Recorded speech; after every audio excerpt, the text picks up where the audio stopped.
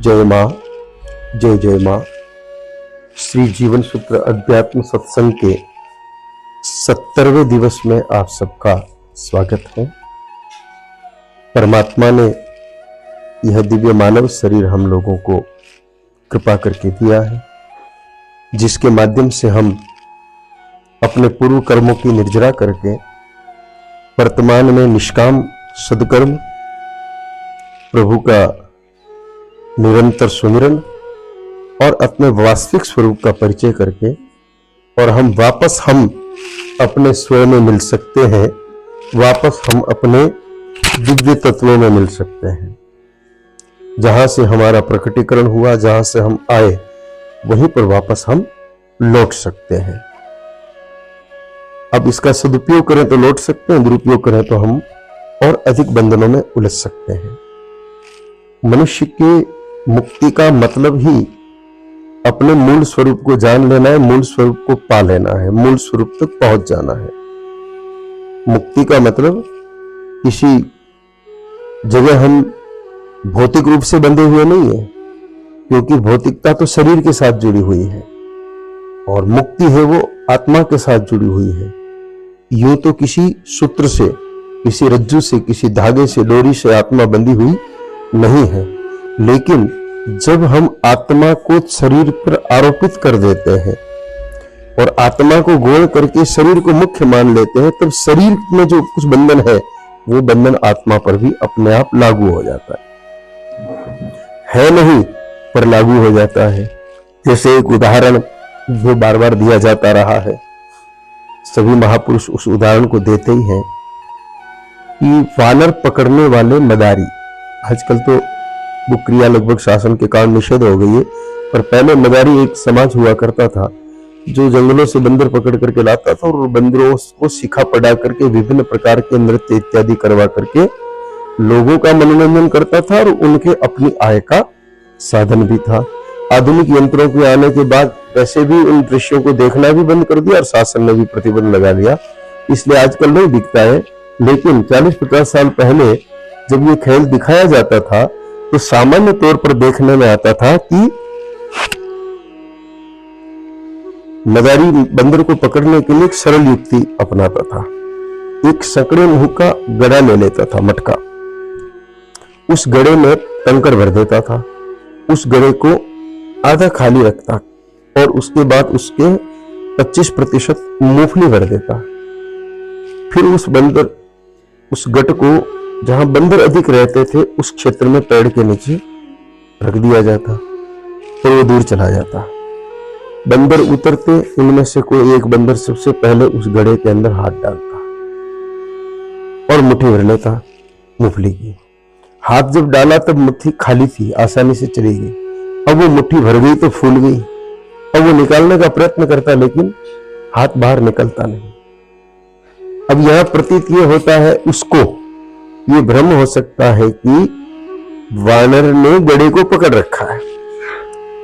असल में तो बात तो ये है, पर वानर को क्या लगता कि गड़े ने मुझे पकड़ लिया, और वो छुड़ाने का प्रयास भी करता, लेकिन मूंगफली को नहीं छोड़ता। गड़े को छुड़ाने का प्रयास तो करता, पर मूंगफली को वह छोड़ता नहीं, और वो गड़ा धातु का होने के कारण उठा पटक करने पर भी फूटता नहीं। इतने में मदारी आता और उसको पकड़ लेता। अब इसमें मटके ने, उस गड़े ने बंदर को नहीं पकड़ा। किसने पकड़ा? असल में बंदर के लोभ ने। वह मूंगफली से बंधा रहा। बंदर किससे बंधा रहा? मूंगफली से बंधा रहा, इसलिए उसको लगा कि मैं बंधन में हूं। ऐसे ही जीव जो होता है, जब शरीर के बंधनों में बंध जाता है, खुद पर शरीर को आरोपित कर देता है कि मैं शरीर हूं, मैं मोहनलाल हूं, मैं सोहनलाल हूं। जो शरीर को कष्ट होता है वो सब मुझे कष्ट हो रहा है मान लेता है, शरीर को सुख मिल रहा है वो सब मुझे सुख मिल रहा है मान लेता है। ऐसी स्थिति में शरीर के साथ जो जो बंधन है वो सारे के सारे बंधन उससे अपने पर महसूस होने लगते हैं। यही बंधन है और इससे मुक्त होना यह मुक्ति है। अब इसमें भौतिक रूप से कुछ भी नहीं करना है, सिर्फ सारा वैचारिक खेल है। भौतिक रूप से तो जो कुछ आप कर रहे हो पहले से उतना ही है, नया कुछ भी नहीं है। भौतिक वाला कोई विषय इसमें है ही नहीं, जो कुछ है सिर्फ वैचारिक विषय है। आपको इस बात का विचार मन में गहरा कर लेना है कि मैं असल में शरीर हूं नहीं और है भी नहीं, क्योंकि जब आत्मा के स्वरूप को गीता जी में साफ साफ लिखा है कि आत्मा के ऊपर शरीर मात्र एक वस्त्र के समान है, एक कपड़े के समान है। जिस प्रकार कपड़ा पुराना होने के बाद उसको उतार करके मनुष्य नवीन वस्त्र धारण कर लेता है, उसी प्रकार शरीर की आयु पूरी होने के बाद एक शरीर को त्याग करके वह आत्मा नवीन शरीर धारण कर लेती है। अब कुछ न कुछ तो धारण करना है आत्मा को, या तो वो परमात्मा को धारण करना है, उसमें प्रवेश कर जाए, उसमें विलीन हो जाए, अथवा किसी न किसी जीव का शरीर उसको धारण करना ही पड़ेगा, वो ऐसे रह नहीं सकती। इसलिए हम अगर यह सोच लें, यह विचार लें, यह जान लें कि हम वास्तव में कौन है, तो हम बंधन मुक्त हो गए। बस जान लेना ही बंधन मुक्त हो गए। मुक्ति असल में केवल जानना है कि हम कौन हैं। सत्य को जानना ही मुक्ति है। सत्य को जानने से ही सत्य में मिल पाएंगे। और सत्य का मतलब तीनों कालों में रहे। सत्य का मतलब वो जो बोलने वाला साच झूठ है वो नहीं है, वो तो एक वोकैबुलरी वाला अलग विषय हो गया। जहां पर भी सच्चित आनंद स्वरूप की बात होती है, वहां सत्य का अर्थ जो तीनों काल में रहे, पहले भी था शुरू से ही, आज भी है और आगे भी रहेगा ही, कभी उसका अंत होने वाला नहीं है। अब बताइए, क्या सूर्य पहले था? नहीं था। सूर्य की उत्पत्ति का कालखंड बताया जाता है। सूर्य आज है, लेकिन सूर्य आगे रहेगा इसकी कोई गारंटी नहीं, क्योंकि वैज्ञानिक भी कह रहे हैं कि इतने अरब खरब वर्ष बाद सूर्य नष्ट हो जाएगा।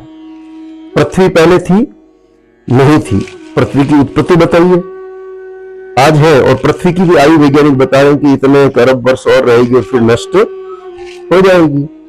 इस प्रकार जो जो वस्तु हमें नेत्रों से दिखाई देती है, वो सारी वस्तुएं नष्ट होने वाली है, इसलिए वो असत है, सत नहीं है। जिसकी उत्पत्ति हो और विनाश हो जाए वो असत है, जो था है और रहेगा वो सत है। तीनों कालों में जिसकी उपस्थिति समान रूप से बनी रहे वह असल में होता है सत, और वो सत ही परमात्मा है, वो सत ही आत्मा है। तो हमारा स्वरूप क्या है? सत्य स्वरूप है। क्या है? हम पहले भी थे, आज भी और आगे भी रहेंगे, हम कभी नष्ट होने वाले नहीं है। इसलिए हम शरीर तो हो ही नहीं सकते। भाई आग जो होती है, आग तपाने का काम करती है। कोई कह दे कि आग में तो ठंड है, तो ऐसा हो कर ही सकता है? नहीं हो सकता ना। तो उसी प्रकार जो आत्मा तीनों कालों में रहने वाली है, वो नष्ट होने वाला शरीर फिर कैसे हो सकती है? इसलिए मैं तीनों काल में रहने वाला हूं, इसलिए मैं शरीर नहीं हूं। इस सत्य को समझने के बाद जो रहस्य उद्घाटन होता है वही हमारी मुक्ति है। और उस मुक्ति के प्रयास में लगे हुए जीव को कहते हैं साधक। और वह साधक क्या करता है? ऐसे साधनों का उपयोग करता है जिन साधनों से अपने साध्य को पा जाए। तो साधन क्या है? कर्मयोग, भक्ति योग और ज्ञान योग। तीनों साधनों का उपयोग करता है। हाँ, इसमें एक साधन प्रधान होता है, दो साधन सहयोगी होते हैं।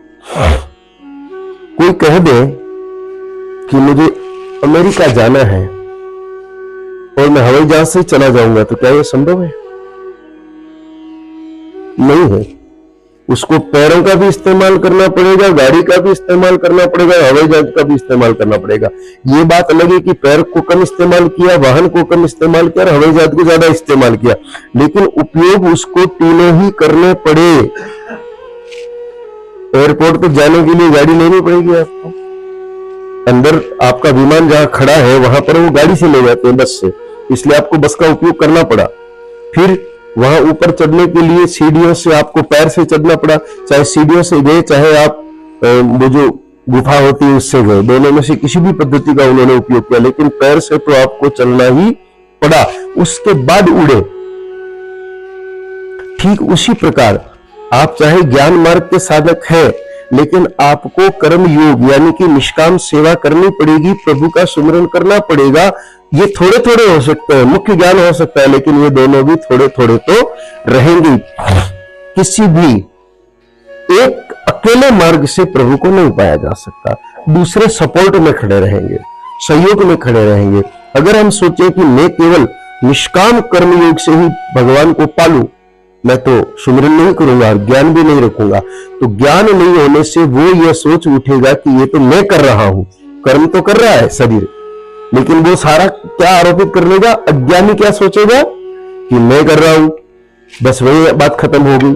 फिर अगर आपके मन में सुमिरन का भाव नहीं है, तो सुमिरन के बिना निर्मलता नहीं आने से आपका वह निष्काम कर्म अहंकार भर देगा, इसलिए भगवान के पास जाने में बाधक हो जाएगा। ऐसे ही भक्ति में भी यही बात है, आप सेवा किए बिना भक्ति कर रहे हो तो वो कोरी भक्ति आपको फल नहीं दे सकती, क्योंकि भक्ति भगवान की हो रही है, लेकिन शरीर प्राप्त कर, ये प्राप्त शरीर संसार से भोजन जल वायु ले रहा है, तो प्रत्युत्तर में इसको शरीर के माध्यम से कुछ तो सेवा करनी ही पड़ेगी। और भक्ति में भी अगर भगवान का ज्ञान नहीं है सच्चा, तो भक्ति भी आपको अहंकारी बना देगी। इसलिए ये तीनों साधन हैं, इन तीनों में से दो साधनों का उपयोग अल्प होता है, एक साधन का उपयोग मुख्य होता है।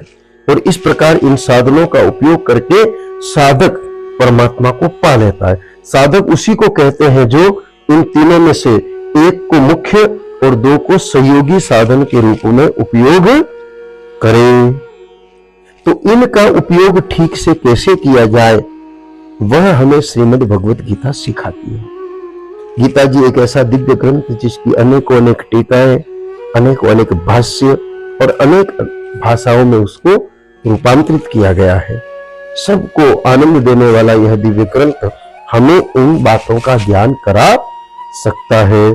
तो आइए हमारे इस क्रम में श्रीमद् भगवत गीता जी के प्रथम अध्याय के 14वां श्लोक पर चर्चा चल रही थी, जिसमें 70वें दिवस का सत्र है, 5वें भाग की चर्चा है। तो श्लोक की भूमिका कुछ इस प्रकार बनी थी कि उद्धारण होने वाला था,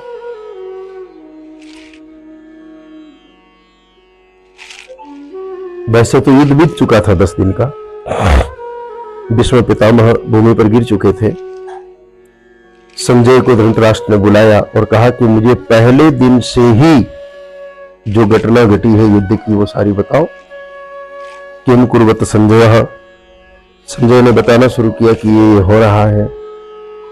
दुर्योधन सबसे पहले पश्यताम पांडु पुत्र नाम कह करके आचार्य को, द्रोणाचार्य जी को पांडव सेना के बारे में बता रहे हैं। उसके बाद अपनी सेना के बारे में बता रहे कि भगवान भीष्मश्च कर्णश्च अन्येच बहवा सूरा, हमारे पास भी बहुत सारे सूरवीर हैं। लेकिन द्रोणाचार्य जानते हैं कि इसके भीतर ज्ञान नहीं होने से, भले ही इसके पास सेना बहुत है, लेकिन ये विजय को प्राप्त नहीं कर सकता, इसलिए, और इसको समझाएंगे तो भी समझेगा नहीं, इसलिए उन्होंने कुछ नहीं बोला। तब दुर्योधन को महसूस हुआ कि लगता है मेरी सेना में बल कम है, लेकिन अगर भीष्म पितामह प्रसन्न हो जाए तो बल बढ़ सकता है। भीष्म पितामह को प्रसन्न करने के लिए वो योद्धाओं को कहते हैं कि भीष्म पितामह जी की चारों तरफ से रक्षा करिए। भीष्म पितामह समझ जाते हैं कि ये बड़ा व्यथित है, इसलिए उसको प्रसन्न करने के लिए शंख बजाते हैं।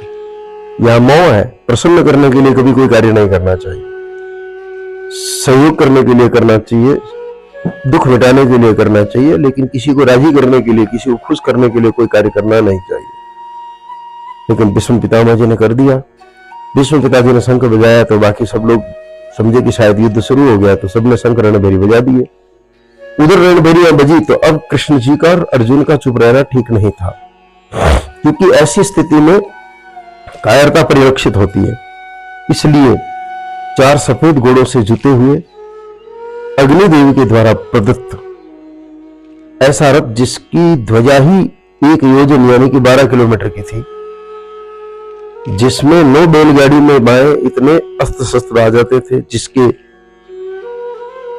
चक्र पहिए बहुत दृढ़ थे और सुवर्ण से मढ़ा हुआ था, तेजोमय रथ था। उस रथ पर सवार थे श्री कृष्ण और अर्जुन। इन दोनों ने शंख फूके, अपने अपने दिव्य शंख फूके। यह बात ही 14वें श्लोक में लिखी हुई है। ततः श्वेते हरियुक्ते महति शंदने स्थितः माधवः पांडवाश्चैव दिव्य शंखो प्रदत्तः। दिव्य शंख बजाए श्री कृष्ण जी ने और अर्जुन ने, दोनों ने मिलकर के दिव्य शंख बजाए। अब यहां 2-3 बातें हैं जिसको हम लोगों को समझने का प्रयत्न करना चाहिए। पहले तो दिव्य शंख क्यों बजाए, या बाकी लोगों ने बजाए उसके लिए सामान्य शंख कहा, उनके शंख दिव्य क्यों हो गए? दिव्यता 2 कारणों से आती है। वस्तु भली सामान्य हो, वाक्य भले सामान्य हो, विचार भले सामान्य हो, लेकिन जो व्यक्त कर रहा है, जिसके पास है, वह दिव्य है, तो वह विचार, वाक्य, वस्तु भी दिव्यता धारण कर लेती है। वैसे तो कुछ पहले से दिव्य होता है, लेकिन किसी को दिव्य बनाना हो तो उसका एक ही तरीका है कि दिव्य के साथ जोड़ दो। दिव्य का मतलब विशेष योग्यता रखने वाला। जैसे एक सरल सा प्रमाण आप समझिएगा,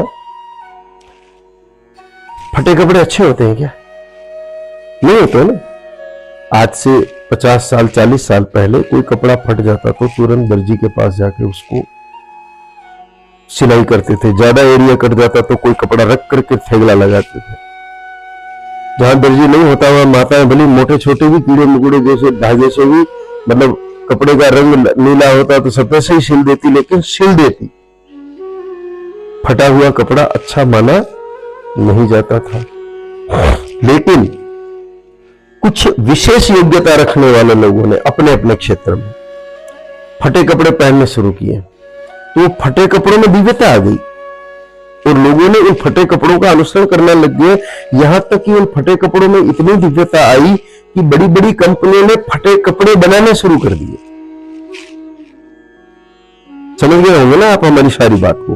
वो किस कारण? एक गरीब आदमी अगर फटा कपड़ा पहनता तो उसकी गरीबी परिलक्षित होती, इसलिए उसका कोई अनुसरण करता नहीं। लेकिन अमीरों ने, विशेष योग्यता रखने वालों ने, कुछ खेल क्षेत्र में योग्यता रखने वालों ने, कुछ अभिनय क्षेत्र में योग्यता रखने वालों ने, कुछ धन क्षेत्र में योग्यता रखने वाले लोगों ने वह जब फटे वस्त्र पहने तो उनको देख करके लोग फाड़ फाड़ के पहनने लग गए। नए कपड़े बाजार से लाते, कैसी चला करके और पहन गए। फिर जब ये क्रम चला तो कंपनियों ने ही फाटे हुए बड़ी कीमत पर बेचना शुरू कर दिया।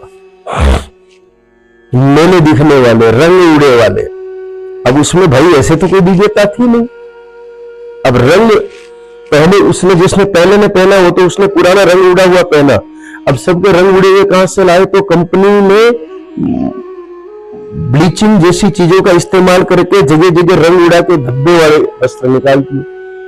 तो ये किसी व्यक्ति विशेष के, वस्तु में दिव्यता नहीं थी। वस्तु में तो सामान्य से भी न्यूनता थी, वस्तु में साधारणता से भी अधिक न्यूनता थी। लेकिन विशेष व्यक्तियों के पास उस वस्तु के पहुंच जाने के कारण उस वस्तु में क्या आ गई? दिव्यता आ गई। तो शंख है, शंख तो समुद्र से प्राप्त होता है, उसमें कोई विशेष दिव्यता की बात ऐसे नहीं होती। हाँ, कुछ शंखों में किसी कारणवश दिव्यता आई वो अलग बात है, लेकिन यहां पर हमें यह समझना है कि यहां पर कौरव सेना के द्वारा इतने शंखों की और वाद्य यंत्रों को कि तमिल ध्वनि की बात तो कही, लेकिन दिव्यता की बात कहीं पर नहीं कही गई। इसलिए अगर किसी ने दिव्यता लानी है तो उसको किसी दिव्य के साथ जुड़ना पड़ेगा। यह शंख में दिव्यता नर और नारायण के साथ जुड़ने के लिए कारण आ गए। नर नारायण अवतार है, अर्जुन नर अवतार है और कृष्ण नारायण अवतार, इसलिए दोनों दिव्य है। दोनों दिव्य है तो दिव्य के साथ जुड़ने से शंख भी क्या हो गया? दिव्य हो गया। इसलिए यहां पर दिव्य शंख प्रदत्त हुई, तो दिव्य शंख बजाए। अब हमें क्या करना चाहिए? हमारे में दिव्यता है इसको, क्योंकि दिव्य वस्तु को हर कोई पसंद करता है। तो हमें किसको पसंद करवाना है? परमात्मा को। परमात्मा हमें पसंद करने तो हमें क्या चाहिए? दिव्यता। हमने का मतलब शरीर में नहीं, आत्मा में। तो आत्मा को दिव्य बनाने के लिए, यूं तो वो दिव्य है ही, लेकिन शरीर को हमने अपने पर आरोपित कर लिया, इसमें वो दिव्यता नहीं रही।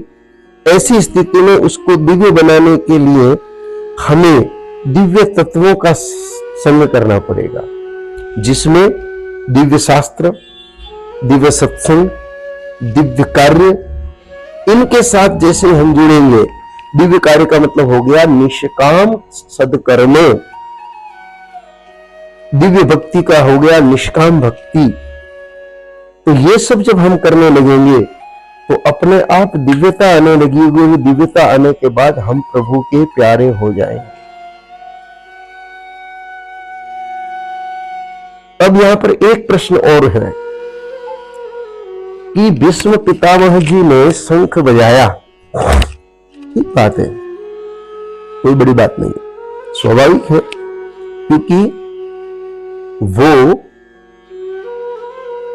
सेनापति हैं कौरव सेना के, इसलिए उन्होंने सबसे पहले शंख बजाया। लेकिन श्री कृष्ण न तो सेनापति है न अर्जुन सेनापति है, दोनों सेनापति नहीं है, फिर श्री कृष्ण ने शंख पहले कैसे बजा दिया? शंख तो खास व्यक्ति बजाना चाहिए था, मुख्य व्यक्ति बजाना चाहिए था, लेकिन यहां पर शंख मुख्य व्यक्ति की जगह श्री कृष्ण जी ने बना दिया, जो कि सारथी है। क्या है? तो ये देखा जाए तो सारथी का पद बहुत ज्यादा अच्छा नहीं माना गया है, बड़ा नहीं माना गया है। ड्राइवर, भाई आप लोग कहीं जाते हैं, ड्राइवर को लेके जाते हैं, तो आप जिसके यहाँ जाते हैं अंदर चले जाते हैं, ड्राइवर को गाड़ी में बैठाना पड़ता है ना। कई बार तो आप भोजन कर लेते हैं, ड्राइवर को होटल के लिए 100 रुपए दे देते, जाओ भोजन करके आ जाओ। चालक की बहुत ज्यादा महत्ता नहीं मानी गई है। यहां तक कि क्या कारण है ये तो हमको नहीं पता, लेकिन ऐसे कौम कितनी होती है? 36। कितनी? 36 कौम मानी गई है, लेकिन कहते हैं कि ड्राइवर तो 37वीं कौम है, तो अलग ही है। ये व्यंग में कहा जाता है उनको। मैं ये नहीं कहता कि सारे ड्राइवर खराब होते होंगे, संगत दोष से, परिस्थितियों से अधिकांशतः व्यसन इत्यादि करने लगते हैं, गुटखा, बीड़ी, सिगरेट, तंबाकू, चाय का खूब सेवन करते हैं, इसलिए ठीक नहीं माना गया होगा। कई बार यह भी देखने में आता है कि वो जब आपस में वार्तालाप करते हैं तो हर वाक्य के साथ उपसर्ग प्रत्यय के रूप में कई बार आगे पीछे विभिन्न प्रकार के अपशब्दों का भी प्रयोग खूब करते हैं। शायद ये भी एक कारण रहा होगा। तो उस प्रकार का पद है। अच्छा, ये तो आधुनिक बात हो गया, प्राचीन बात भी कर लीजिए। कर्ण वीर था, दोनों तरह से, दानवीर भी और महावीर भी, बलवीर भी। फिर भी कर्ण को कौरवों की सभा में दुर्योधन और कुछ लोगों के अलावा शेष लोग ज्यादा मान सम्मान नहीं देते। ये तो जानकारी है ना आप लोगों को। क्यों नहीं देते थे? क्योंकि सबकी नजरों में कर्ण क्या था? मतलब सारथी का पुत्र, चालक का पुत्र। तो उस समय भी प्रभाव तो था, प्रभाव तो उस समय भी था कि चालक को अच्छा नहीं माना जाता था। यहां श्री कृष्ण चालक है, फिर भी श्री कृष्ण को शंख बजाना का एक तरह से शंख बजाने के लिए नियुक्त कर दिया, या वो अपने आप को नियुक्त समझते थे, जो भी था उन्होंने शंख बजा दिया, ये बात तो तय है। तो यहां पर ऐसा कैसे हुआ? न सेनापति ने कुछ विशेष पद, फिर भी एक सारथी ने शंख कैसे बजा दिया? तो कृष्ण कृष्ण है, वो चाहे सारथी के पद पे हो चाहे महारथी के पद पे हो, अपने गुणों के कारण वो सदा ही सर्वश्रेष्ठ रहे हैं। इसलिए वो चाहे सारथी के पद पर बैठ गए तो भी उनको कोई फर्क नहीं पड़ा, वो तो महारथी की तरह शंख बजा पाए। अर्थात पद का महत्व बहुत ज्यादा नहीं है, आपके गुणों का महत्व बहुत ज्यादा है। आप चाहे बहुत बड़े पद पर बैठे हो लेकिन गुणहीन हो तो फिर आपकी कोई कीमत होने वाली। दुर्योधन तो राजा के पद पर था, भले ही कहने को राजा धर्मराज युधिष्ठिर थे, लेकिन वास्तव में जो पद प्राप्त हुआ था राजा का, वो किसको था? अरे गीता जी के प्रारंभ में कहा है ना, राजा वचनम ब्रवीत। ये कौन राजा था? दुर्योधन को ही राजा कहा है वहां पर। तो पद तो दुर्योधन के पास बहुत बड़ा था, लेकिन क्या वह उसका पद, वह राजा पद उस महत्ता को पा सका? नहीं पा सका। अर्थात कई बार साधकों को भी ये भ्रांति हो जाती है कि बड़ा पद होगा तो बात बन सकती है।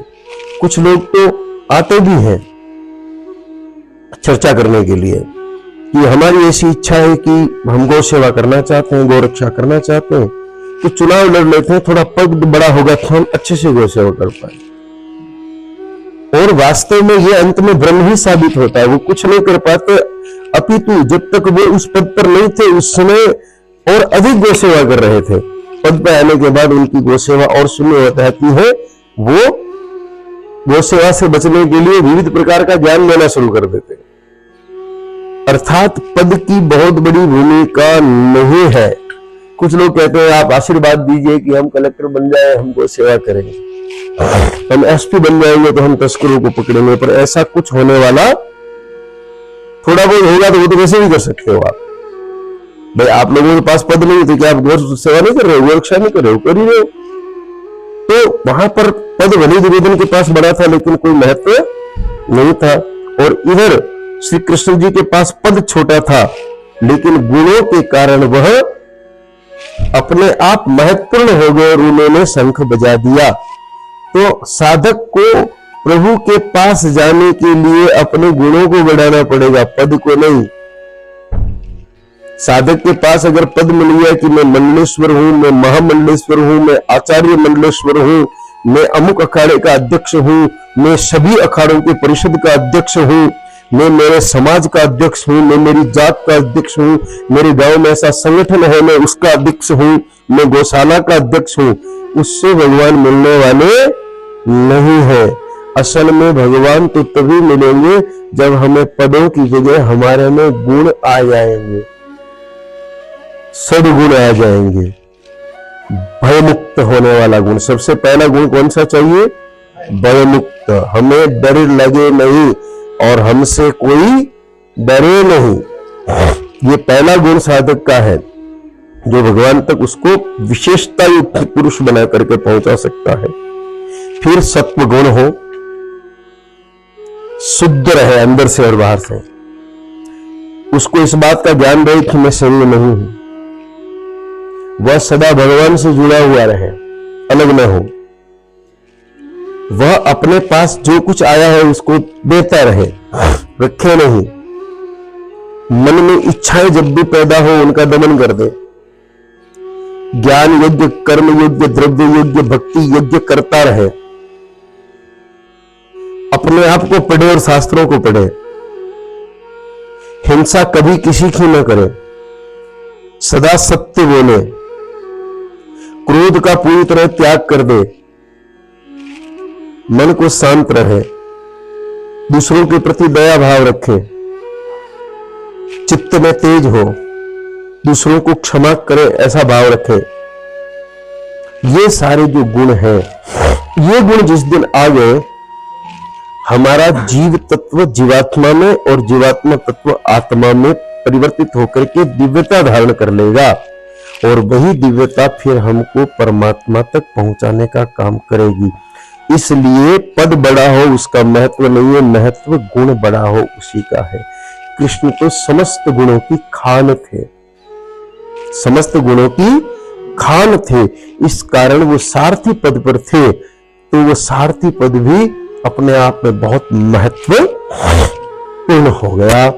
इसलिए हमें गुणों का प्रयोग करना है ताकि छोटे से छोटे पद पर बैठने पर भी वह पद का महत्व बढ़ जाए उन गुणों के प्रभाव से। ये सारे गुणों को अच्छी तरह समझना हो तो गीता जी के 16वें अध्याय के पूर्वार्ध में इनको बहुत अच्छे से समझा जा सकता है। इन सारे गुणों का अच्छे से वर्णन 16वें अध्याय के पूर्वार्ध में है, जिनके माध्यम से हम अपने आप को ईश्वर से जोड़ सकते हैं। हमारा ध्येय भी यही है, हमारा उद्देश्य भी यही है कि ये जो जन्म मिल गया ये अंतिम जन्म हो, इसके बाद हमें वापस जन्म लेना नहीं पड़े।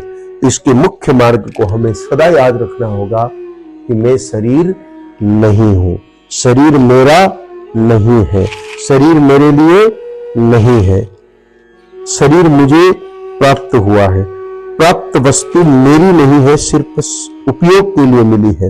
और इसका वास्तविक उपयोग, क्योंकि शरीर जगत की जाति का है, इसलिए इसका सही उपयोग जगत के हित के लिए ही हो सकता है। इसलिए मैं इसको जगत के हित में लगाए रखूं।